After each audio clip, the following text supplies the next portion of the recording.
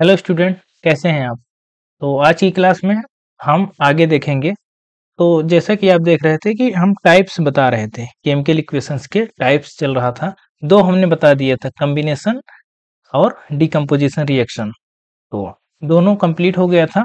ये देखिए, last lecture में हम यही कर रहे थे, डिकम्पोजिशन रिएक्शन पढ़ा रहे थे। तो आज हम देखेंगे अगला टाइप क्या है। देखिए, अगला है डिस्प्लेसमेंट रिएक्शन। देखिए, जैसा नाम से ही आपको स्पष्ट होना चाहिए, डिस्प्लेसमेंट, ये किसी को डिस्प्लेस कर रहा है। ठीक है, देखते हैं। जैसे इसमें एक एक्सपेरिमेंट दिया गया है, आप देखें। ये इस तरह से एक आप टेस्ट ट्यूब ले लेंगे और उसमें अगर एक आप नेल यानी एक आयरन की नेल अगर आप ले लीजिए, इसमें क्या भरा है। एक मिनट, हम पेन का जो है कलर चेंज कर लेते हैं। इसमें भरा है कॉपर सल्फेट। ये कॉपर सल्फेट इसमें भरा है और ये आयरन की जो क्या है, नेल है। इसको हमने इस तरह से अगर लटकाया है, तो इसमें होता क्या है। देखिए, ये कॉपर सल्फेट है और ये आयरन है। तो कॉपर सल्फेट और आयरन, इसके बीच में एक रिएक्शन होती है। वो रिएक्शन कैसे होती है? हम्म तो कॉपर है और एक तो आयरन है और क्या है, कॉपर सल्फेट है। कॉपर सल्फेट को क्या लिखते हैं, CuSO4। तो इसमें होता क्या है, ये जो आयरन है और ये कॉपर है। तो आयरन जो है कॉपर को डिस्प्लेस कर देता है। ये कुछ इस तरह से होता है, AFeSO4 हो जाता है, प्लस कॉपर अलग हो जाता है। कॉपर अलग होके कहाँ जाता है, देखिए, कॉपर अलग होके इसी यही जो आयरन की नेल है ना, इसी के ऊपर जो है ऐसे ये चिपक जाता है। ये देखिए, ये ब्राउन हो जाती है। ये पहले क्या थी, वाइट थी और फिर जो है ये ब्राउन हो गई। ब्राउन क्यों हुआ? क्योंकि कॉपर जो था, सोल्यूशन का कॉपर सल्फेट में जो कॉपर था, तो वो जाके इस नेल में एडजस्ट हो जाता है, उसके ऊपर चिपक जाता है। तो इसको हम बोलते हैं कि आयरन जो है सोल्यूशन में से कॉपर को डिस्प्लेस कर रहा है। इसलिए इसको बोलते हैं डिस्प्लेसमेंट रिएक्शन। जैसे अगर इसका एक और उदाहरण हम लें, देखिए, जैसे जिंक ले लीजिए। ठीक है, जिंक प्लस इसको कॉपर सल्फेट के सोल्यूशन में अगर इसको आप डालिए, तो इसमें क्या होगा, जो जिंक होगा वो कॉपर को डिस्प्लेस कर देगा। तो ये जिंक सल्फेट बना लेगा, प्लस बचेगा क्या, कॉपर। कॉपर बच जाएगा। ये देखिए, ये होता है डिस्प्लेसमेंट रिएक्शन। यानी एक जो जिंक जो मेटल है, उसने कॉपर को डिस्प्लेस किया। जैसे एक और देख लीजिए, जैसे पीबी, कौन किसको डिस्प्लेस कर रहा है, अभी ये भी समझेंगे। ठीक है, और क्यों डिस्प्लेस कर रहा है। कॉपर क्लोराइड का जो है, ये कॉपर क्लोराइड है और ये पीबी यानी लेड है। आप इसको अगर यानी लेड को कॉपर क्लोराइड के विलयन में अगर आप डालेंगे, तो आप देखेंगे कि ये इस तरह से हो जाएगा, लेड क्लोराइड और कॉपर अलग हो जाएगा। यानी यहाँ पर भी देखिए, लेड ने जो है कॉपर को डिस्प्लेस कर दिया, कॉपर की जगह पे लेड आ गया। ये होता है डिस्प्लेसमेंट रिएक्शन। देखिए, आप कहेंगे कि डिस्प्लेस कैसे, मतलब पता चलेगा कि किसने किसको डिस्प्लेस किया। यहाँ जिंक ने कॉपर को डिस्प्लेस किया। ठीक है, जिंक ने कॉपर को डिस्प्लेस किया और यहाँ लेड ने किसको, यहाँ लेड ने भी कॉपर को डिस्प्लेस किया। तो हम कैसे पता करेंगे कौन किसको डिस्प्लेस कर रहा है? ठीक है, इसके लिए हम रिएक्टिविटी सीरीज पढ़ते हैं। तो जो मेटल्स होते हैं वो कितने रिएक्टिव हैं, कितने, कौन सा मेटल कितना रिएक्टिव है कितना नहीं, उस हिसाब से एक सीरीज तैयार की गई है। जैसे देखिए, यहाँ हम लिखते हैं पोटेशियम है, सोडियम है, कैल्शियम, मैग्नीशियम, एल्यूमिनियम। ये इस तरह से देखिए, जो जितना ऊपर रहेगा, जैसे ये क्या है, सोडियम, कैल्शियम, ये पोटेशियम। तो जो जितना ऊपर है उतना ज्यादा रिएक्टिव है। आगे हम और अभी लिख देते हैं।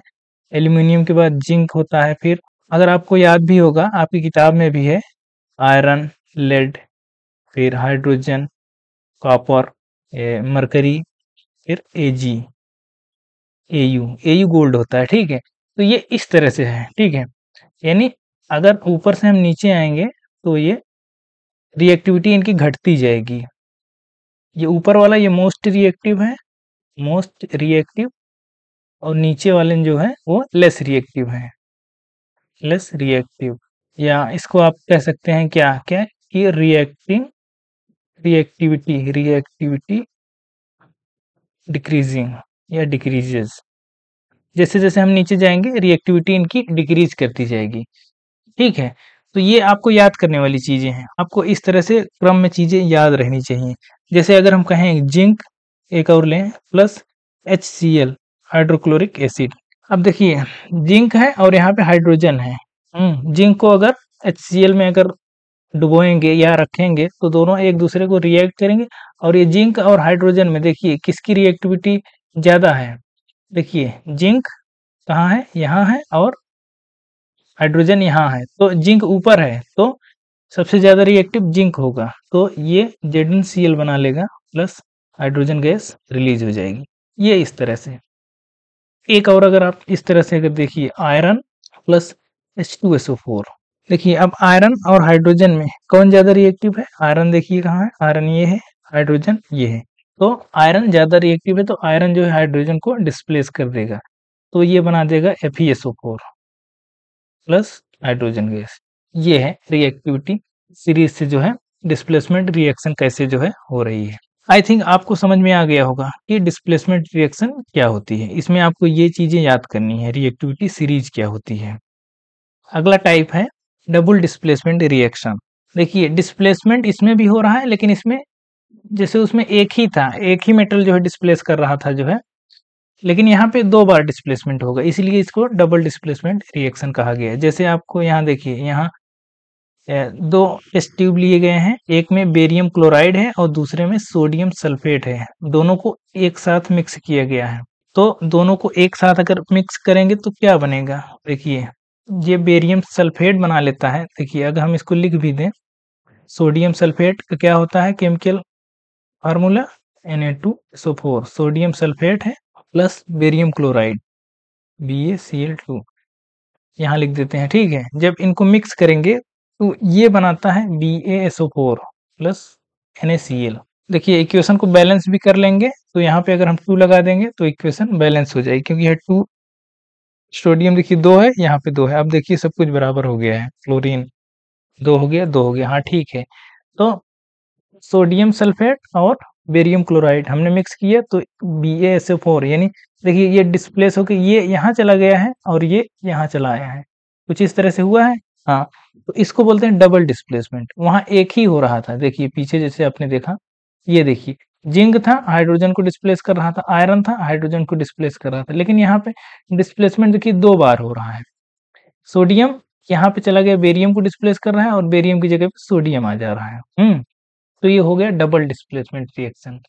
देखिए अब इसमें बनता क्या है, ये देखिए NaCl तो क्या होता है, ये तो सॉल्ट होता है, लेकिन ये क्या है, बेरियम सल्फेट।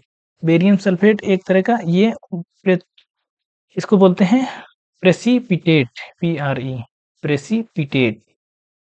प्रेसिपिटेट क्या होता है, ये व्हाइट कलर में होता है, व्हाइट कलर में होता है, ये इनसॉल्युबल इन वाटर होता है, इनसॉल्युबल वाटर में इनसॉल्युबल होता है, ये व्हाइट प्रेसिपिटेट यानी प्रेसिपिटेट देता है। ये डबल डिस्प्लेसन रिएक्शन का उदाहरण है। इसमें एक्चुअली होता क्या है ना, आयंस का एक्सचेंज होता है। आयंस का एक्सचेंज कैसे होता है ये हम और डीप में आगे पढ़ेंगे। ठीक है, आयंस का एक्सचेंज होता है, हिंदी में ही लिख दे रहे हैं, एक्सचेंज, एक्सचेंज। ठीक है, इसमें आयंस का एक्सचेंज होता है। तो इस तरह से ये बेरियम सल्फेट बनता है और सोडियम क्लोराइड। एक अगर और आप लिखना चाहें इसमें लिख सकते हैं, देखिए जैसे Ag, ये देखिए लिखा है 2 different atoms are group of atoms या ions are exchange in double displacement reaction. तो इसमें एक्सचेंज ऑफ आयंस होता है।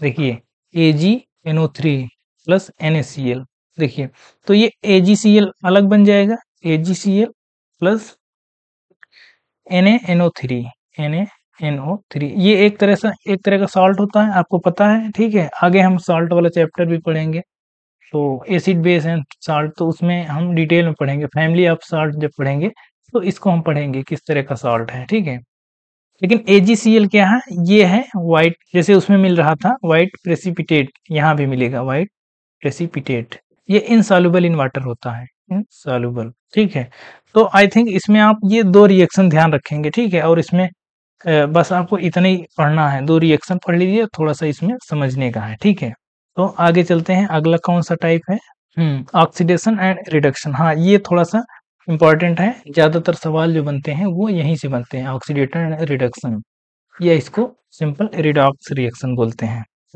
देखिए सबसे पहले इसमें डायग्राम में आप देखिए क्या दिया गया है, ये इसमें कॉपर पाउडर रखा गया है, कॉपर, और उसको जो है हीट दी गई है, ठीक है। अगर इसको हम वैसे लिखना चाहें, देखिए कॉपर है, उसको जो है गर्म किया गया है, ऑक्सीजन की उपस्थिति में ही गर्म किया जाएगा, ठीक है। तो क्या बन रहा है, इसमें जो बनेगा ये कॉपर ऑक्साइड बनेगा। अब देखिए यहाँ पे क्या हो रहा है, कॉपर ने ऑक्सीजन गेन कर लिया है। देखिए यहाँ कॉपर अलग था, ऑक्सीजन अलग था, तो यहाँ पे देखिए मिक्स कॉपर ऑक्साइड बन गया ना, ये क्या है, कॉपर ऑक्साइड, कॉपर ऑक्साइड। तो यहाँ कॉपर ने ऑक्सीजन को गेन कर लिया। ये अगर आपसे पूछा जाए, ऑब्जर्वेशन अगर पूछा जाए, तो ये ब्लैक कलर का होता है, ब्लैक कलर की कोटिंग होती है कॉपर के ऊपर, ब्लैक कोटिंग आ जाती है ऑक्सीजन, जब वो ऑक्सीडाइज्ड हो जाता है तो एक तरह से देखिए कॉपर ने ऑक्सीजन की उपस्थिति में अगर कॉपर को गर्म किया तो कॉपर ऑक्साइड बना। तो ऑक्सीडेशन यही होता है, इफ सब्सटेंस गेन ऑक्सीजन। देखिए यहाँ पे ऑक्सीजन गेन किया जा रहा है कॉपर के द्वारा, gain oxygen, it is said to be, तो इसको क्या कहते हैं, it is said to be oxidised, इसको बोलते हैं ये ऑक्सीडाइज्ड हो रहा है, ठीक है। और इसमें अगर अगर मान लीजिए ऑक्सीजन लूज कर रहा है, इफ सब्सटेंस लूजेज ऑक्सीजन, तब हम इसको कहेंगे कि ये रिड्यूस्ड हो रहा है।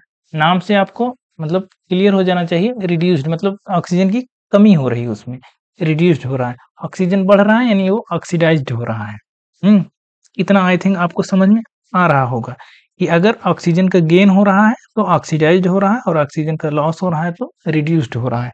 जैसे अगर एक फिर से जो है, मान लीजिए जो हमको कॉपर ऑक्साइड मिला था, कॉपर ऑक्साइड मिला गया, इसमें अगर हम हाइड्रोजन गैस इस पे जो है इस पे फ्लो करें, हाइड्रोजन गैस मतलब गर्म करते रहें और हाइड्रोजन गैस जो है उसको इस पे अगर फ्लो करें, तो ये कॉपर अलग हो जाएगा फिर से, और फिर जो है और वाटर बनेगा, ये इस तरह से हो जाएगा।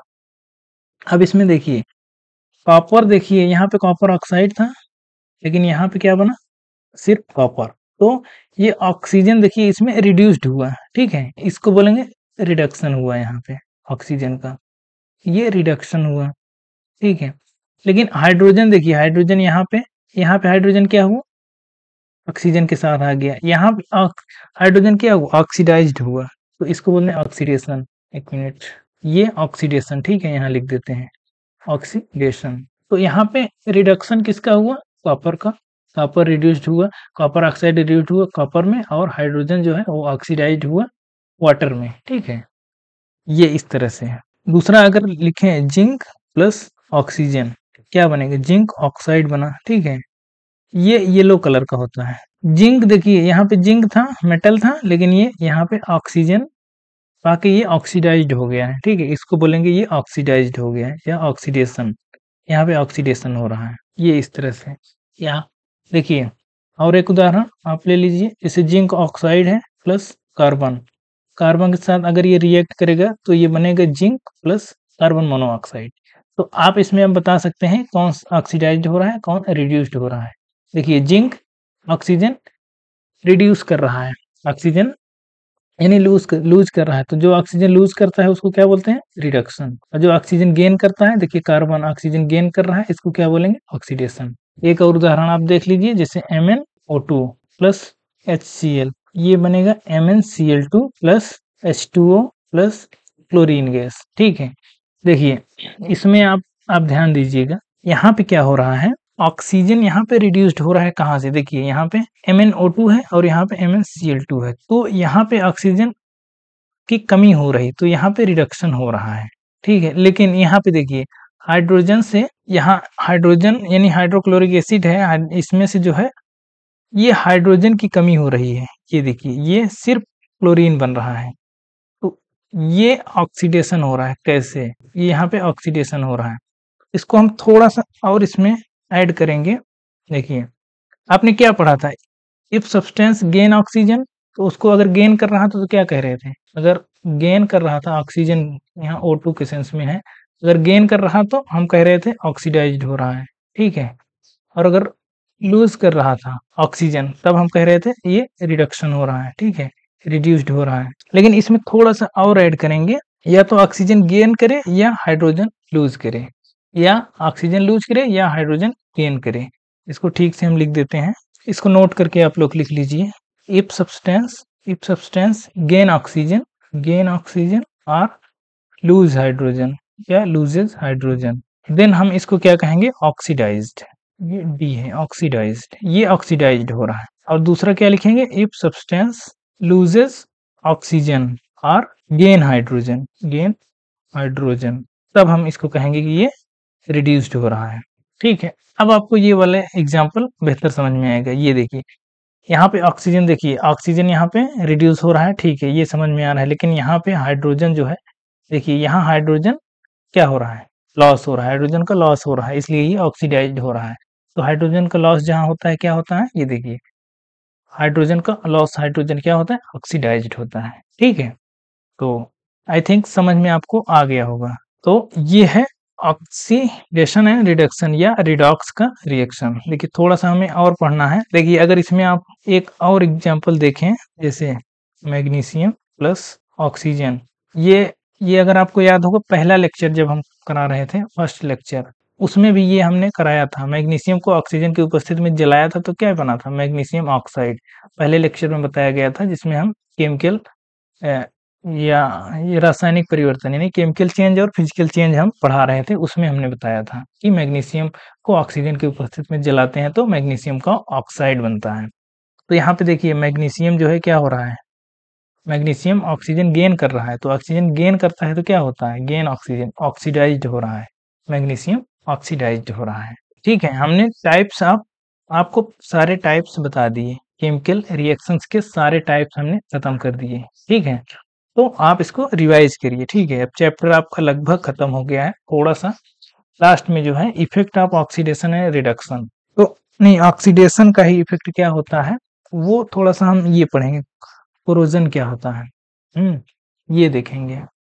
देखिए क्या होता है कोरोजन, देखिए कोरोजन क्या होता है, आपने जैसे मेटल्स देखे होंगे, ठीक है, मेटल्स या धातु, मेटल्स जो होते हैं उसमें से आपने बहुत सारे मेटल्स जो टाइम के साथ जो है वो देखते हैं उसका कलर उसका डिम हो जाता है टाइम के साथ, हाँ वो मतलब चेंज हो जाते हैं। जैसे आयरन को अगर आप रख दीजिए तो ये रिएक्ट कर जाता है किससे, नमी से, मॉइस्ट से, यानी मॉइस्ट और ऑक्सीजन के साथ ये रिएक्ट करके ये ऑक्साइड बना लेता है, जिसको रस्टिंग बोलते हैं। आयरन में हम रस्टिंग देखते हैं, ठीक है, तो एक रस्ट यानी ये ब्राउन कलर की एक परत बन जाती है, उसको रस्ट बोलते हैं और उस प्रोसेस को रस्टिंग बोलते हैं। तो ये तो आयरन में तो कॉमन है रस्टिंग।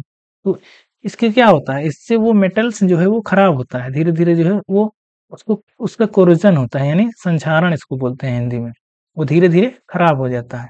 और ये चीज सिर्फ आयरन में नहीं होता है, सिल्वर जैसे होता है, जैसे चांदी, जैसे गांव में आप देखते हैं जो लोग आभूषण वगैरह पहनते हैं, हम्म अगर सिल्वर का है तो कुछ टाइम बाद जो है आप देखते हैं सिल्वर जो है वो ब्लैक कलर की उस पे एक कोटिंग पड़ जाती है। ये ब्लैक कलर की कोटिंग क्यों होती है, क्योंकि सिल्वर जो है ना वो एयर के जब कांटेक्ट में आता है तो वो एयर में जो है वो सल्फर भी होता है, एयर में जो है सल्फर भी होता है, वो सल्फर से रिएक्ट कर लेता है, ये यू है, ठीक है, सल्फर से रिएक्ट कर लेता है और वो सिल्वर सल्फाइड बना लेता है, सिल्वर सल्फाइड बना लेता है। सिल्वर सल्फाइड जो है वो ब्लैक कलर का होता है, इसलिए उसका कलर जो है वो क्या होता है, ब्लैक हो जाता है। इस तरह से कॉपर में भी होता है। कॉपर में क्या होता है, कॉपर नमी और कार्बन डाइऑक्साइड से रिएक्ट जब करता है तो कॉपर देखिए ब्राउन होता है, ये ब्राउन होता है, ठीक है, लेकिन काफी दिन तक अगर उसको रखे रहिए तो ये मॉइस्ट यानी नमी और कार्बन डाइऑक्साइड से जब रिएक्ट करके ये कलर जो है चेंज कर देता है, ये ग्रीन में कन्वर्ट हो जाता है। और इसको क्या बोलते हैं फिर, ये कॉपर कार्बोनेट इसको बोलते हैं, कॉपर का कार्बोनेट बन जाता है, कॉपर कार्बोनेट, ठीक है। तो ये इस तरह से जो मेटल्स होते हैं उन धातुओं को जो है टाइम के साथ जो है क्या होता है, उसमें एक क्षरण या इसको हिंदी में संक्षारण बोलते हैं, संक्षारण, वो खराब होने लगते हैं धीरे धीरे, उसी को बोलते हैं कोरोजन, उसमें क्षरण आ जाता है। इस वजह से बहुत सारे मतलब नुकसान होते हैं। फैक्ट्रियों में जो लोहे के सामान होते हैं, वो उसमें रस्टिंग की वजह से बहुत सारे जो है खराब हो जाते हैं। तो रस्टिंग ना हो इसके लिए क्या करते हैं, इसके लिए मतलब अनेक विधियाँ होती हैं, जैसे ग्रीस लगा देते हैं, ठीक है? ग्रीस लगा देते हैं या कोई दूसरा मेटल उस पे जो है चढ़ा देते हैं। हाँ, वो कैसे करते हैं वो हम आगे देखेंगे, ठीक है? इनको कैसे बचाते कैसे हैं संक्षारण से या कोरोजन से। तो आपका ये चैप्टर यहीं पे समाप्त होता है, ठीक है? तो चैप्टर 1 हमने यहाँ पूरा कंप्लीट कर लिया, ठीक है? क्या था? Chemical reactions and equations, chemical reaction chemical reactions and equations. तो यहाँ पूरा चैप्टर आपका एंड होता है, ठीक है? हाँ, अब अगर आपको जो डाउट हो, ठीक है? आप नीचे कमेंट में वो आप पूछ लीजिएगा, ठीक है? जितने भी डाउट होंगे हम कमेंट जो है एक-एक कमेंट आप लोगों को पढ़ेंगे, जितना भी आपका डाउट आएगा, ठीक है? मान लीजिए 10-20 जितने भी डाउट आए हैं, तो उसका एक सेपरेट वीडियो बना के हम एक्सप्लेन कर देंगे। एक सेपरेट वीडियो जो है उसके लिए रहेगा डाउट के लिए, ठीक है? ये वीडियो मतलब चैप्टर यहाँ आपका समाप्त हो गया। कल से हम जो है आप कौन सा चैप्टर पढ़ना चाहते हैं वो भी आप कमेंट करके बताइए। आप मतलब केमिस्ट्री का ही अगर पढ़ना चाहें तो ठीक है, केमिस्ट्री हम ले लेंगे, ठीक है? नहीं तो हम बायो का एक चैप्टर शुरू कर देंगे, ठीक है? बायो का या फिजिक्स का, जैसे भी होगा आप बताएँगे, नहीं तो हम अपने हिसाब से देखेंगे केमिस्ट्री का या फिर बायो का शुरू कर देंगे, ठीक है? तो आज के लिए इतना ही। Thank you.